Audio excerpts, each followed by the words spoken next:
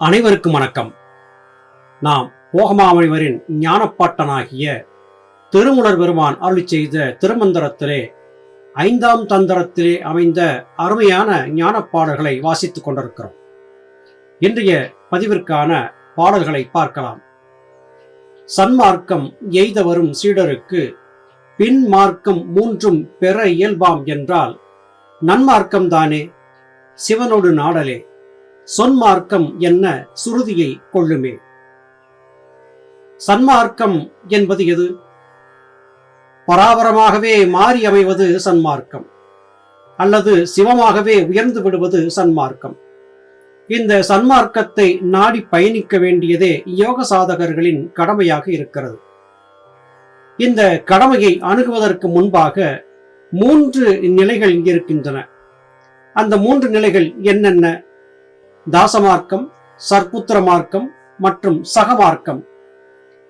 இந்த தாசமார்க்கம், சர்ப்புத்திர மார்க்கம், சகமார்க்கம் ஆகிய இந்த 3க்கும் நம்மிடையே வாழ்ந்திருந்த மகத்தான ஞானிகளுடைய வாழ்க்கை அடையாளமாக காட்டப்படுகிறது வழக்கம். தாசமார்க்கம் என்பதற்கு திருநாவுக்கரசு நாயனாரின் வாழ்க்கை உதாரணமாகிறது. சர்ப்புத்திர மார்க்கம் என்பதற்கு திரு ஞானசம்பந்தரின் வாழ்க்கை உதாரணமாகிறது. சகமார்க்கம் என்பதற்கு சுந்தரமூர்த்தி நாயனாரின் வாழ்க்கை சரிதம் ஒப்பு நோக்கத்தக்கது. சன்மார்க்கம் என்று வந்துவிட்டால் அது மாணிக்கவாசகர் பெருமானையே குறிக்கிறது. காரணம், தில்லை சிதம்பரத்திலே தன்னுடைய முத்தி என்கிற நிலை ஏற்பட்ட போது கருவறையிலே நுழைந்து மறைந்து விட்டார் மாணிக்கவாசகர்.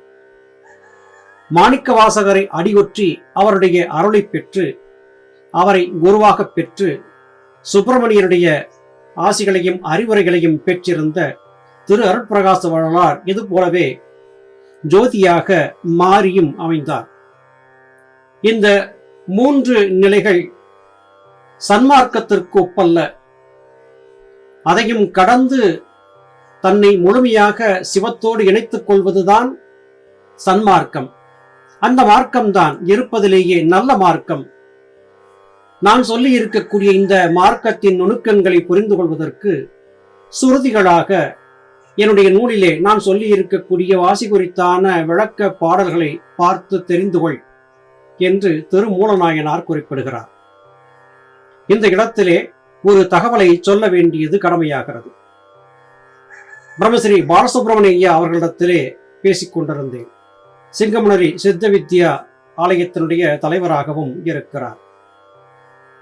ராமலிங்க வள்ளலார் ஜோதியாக மாறிவிட்டார், உங்கள் சிவானந்தர் என்ன ஆனார் என்பதாக சிலர் கேட்கிறார்களே, இது பற்றிய உங்கள் கருத்து என்ன என்று கேட்டபோது, தென்னகத்திலே சுசீந்திரம் என்கிற திவ்ய தேசத்திலே ஞானவிதா ஞானோபதேசம் வழங்கிக் கொண்டிருந்தார்கள். அவ்வமயம் சில நம்பூதிரிகள் சுவாமியிடத்திலே சண்டையிட்டு, நீங்கள் ஜோதியாக மாற முடியுமா, சாதாரண உடல் கொண்டவர் தானே என்று கேட்டு நையாண்டி செய்ததாகவும், அச்சமயம் சடுதியிலே ஞானவிதா தேகத்திலே இருந்து ஆன்மாவை பிரித்து ஜோதியாக தரிசனம் கொடுத்ததாகவும் பதிவு செய்தார்கள். இது நடந்த நிகழ்ச்சி.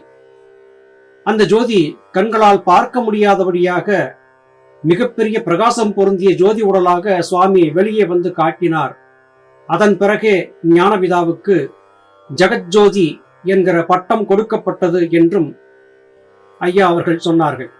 இந்த கருத்தை இங்கே பதிவிடுவதற்கு காரணம், பலரும் ஞானவிதாவை பற்றியதான ஐயத்தை அவ்வப்போது கிளப்பி வருவதுதான் என்பதை சகோதர சகோதரிகளுக்கு சொல்ல வேண்டியது கடமையாகிறது. சுருதியை புரிந்து கொள்ளுங்கள். ஞானவிதாவால் காட்டிக் கொடுக்கப்பட்ட சித்தவித்தை பயிற்சியை முறையாக தீட்சையாக பெற்று பயின்று வரக்கூடியவர்களுக்கு நிச்சயம் ஞானமுக்தி கிடைக்கும். இந்த வார்த்தையை உறுதியான வார்த்தையாக ஞானவிதா சுவாமி சிவானந்த பரமஹம்சர் அவர்களே அருளியிருக்கிறார்கள் என்பதை இங்கே நினைவூட்ட கடமைப்பட்டிருக்கிறேன். அந்நிய பாசமும் ஆகும் கர்மமும் முன்னும் அவத்தையும் மூலப்பகுதியும் பின்னிய ஞானமும் பேதாதி பேதமும் தன்னொடும் கண்டவர் சன்மார்க்கத்தோரே. தாசமார்க்கம், சற்புத்திர மார்க்கம், சகமார்க்கம் இவைகளை காட்டிலும் மேன்மையானது சன்மார்க்கம் என்று சொல்லப்பட்டானது. சன்மார்க்கத்தை அடைவது எப்படி, அதற்கான வழிமுறைகள் என்ன, அதன் அடையாளம் என்ன என்கிற வினா நம் உள்ளே எழுவது வாடிக்கை. அதற்கு என்ன என்பதை திருமூலர் குறிப்பிடுகிறார். அந்நிய பாசமும் ஆகும் கர்மமும் முன்னும் அவத்தையும் மூலப்பதியும் நம்மை விட்டு நீங்க வேண்டும். பேதாதி பேதம் நீங்க வேண்டும். அந்நிய பாசம் புலன்கள் வழியாக பார்த்திருக்கக்கூடிய இந்த உலகியல் விடயங்களுக்குள்ளே மனத்தை செலுத்தி என் மக்கள், என் குடும்பம், என் உறவு என்றிருந்த அந்த பாசத்தை விட்டொழிக்க வேண்டும். நல்வினை தீவினைகளை அனுபவித்து தொலைத்து கர்மபந்தங்களில் இருந்து விடுதலை பெற வேண்டும். இந்த அவத்தைகளை எல்லாம் விட்டொழித்து மூலப்பகுதி என்று அழைக்கப்படக்கூடிய ஜீவனாகிய சிவனை நோக்கி செல்லக்கூடிய ஞான பயிற்சியை செய்ய வேண்டும். இதிலே பேதாபேதங்களை விட்டொழிக்க வேண்டும். தேக அபிமானத்தை விட்டொழிக்க வேண்டும். தேகாத்ம புத்தி என்பதை சரியாக விளங்கி இருக்க வேண்டும். நித்திய அனித்திய வஸ்து விவேகம் செய்ய வேண்டும். எது நிலையானது, எது நிலையற்றது என்பதை மனதோடு விவாதித்து மனத்திற்கு புரியப்படுத்த வேண்டும். இவற்றையெல்லாம் சரியாக கண்டுகொண்டவர்தான் சன்மார்க்கத்தவர் என்று திருமூலர் குறிப்பிடுகிறார்.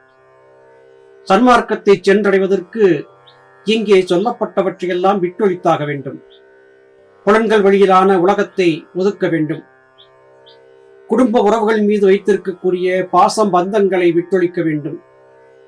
கர்ம பந்தங்களை அனுபவித்து தொலைக்க வேண்டும். புதிய கர்மங்களை ஏற்றுக்கொள்ளக்கூடாது. எல்லா விதமான அவத்தைகளிலிருந்து வெளிப்பட வேண்டும்.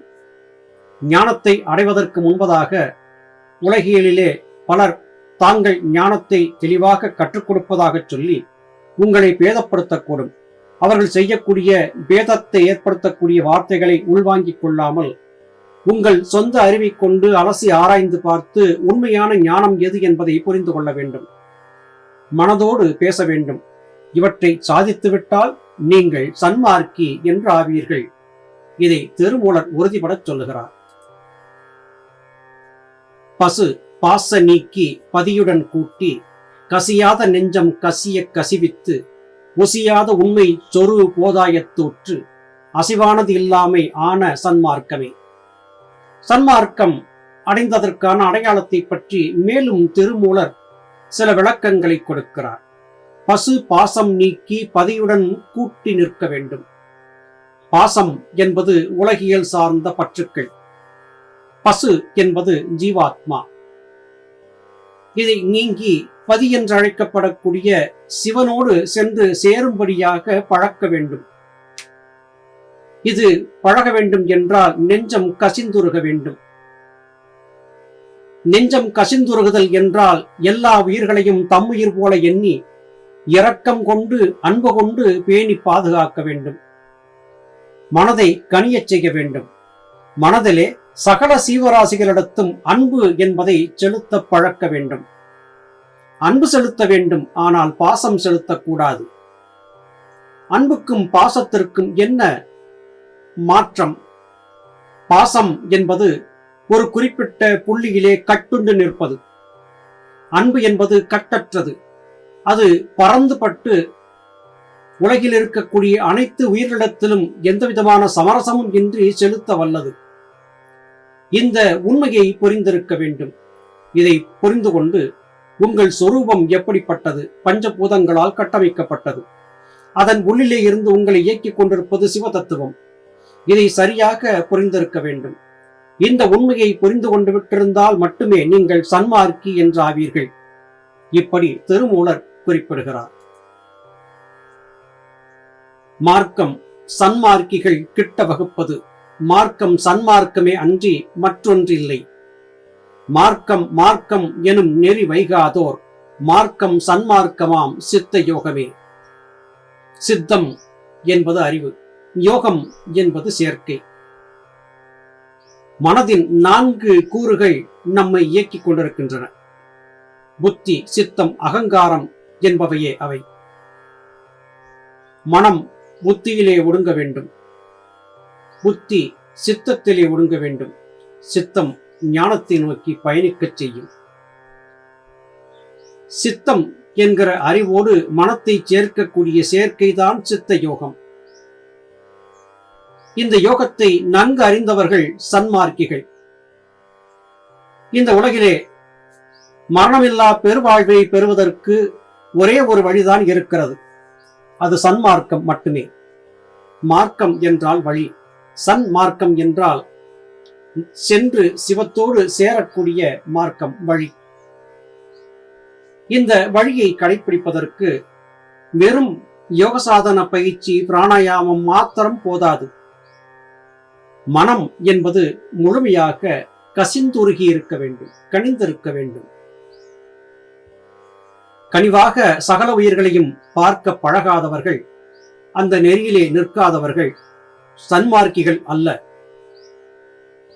உண்மையான சித்த யோகம் என்பது எது என்றால், புலன்கள் வழியாக சலிக்கக்கூடிய மனத்தின் போக்கை தடுத்து நிறுத்தி சித்தத்தை சிவன்பால் செலுத்தி மனமும் சித்தமும் ஒன்றாகி அறிவாகிய ஆண் என்கிற சித்தம் மனமாகிய பெண்ணோடு கூடி கலந்து ஆனந்தமயமாக இருப்பதுதான் சன்மார்க்கம். அந்த மார்க்கத்திற்கான வழிதான் சித்த யோகம். சன்மார்க்கம் தானே சகமார்க்கம் ஆனது. மண்மார்க்கம் மாமுத்தி சித்திக்குள் வைப்பதாம். பின்மார்க்கம் ஆனது பேரா பிறந்து இறந்து உன்மார்க்க ஞானத்து உறுதியும் ஆமே. சகமார்க்கம் வேறு, சன்மார்க்கம் வேறு அல்ல. சகமார்க்கத்தின் அடுத்த நிலைதான் சன்மார்க்கம். இதை எப்படி புரிந்து கொள்வது?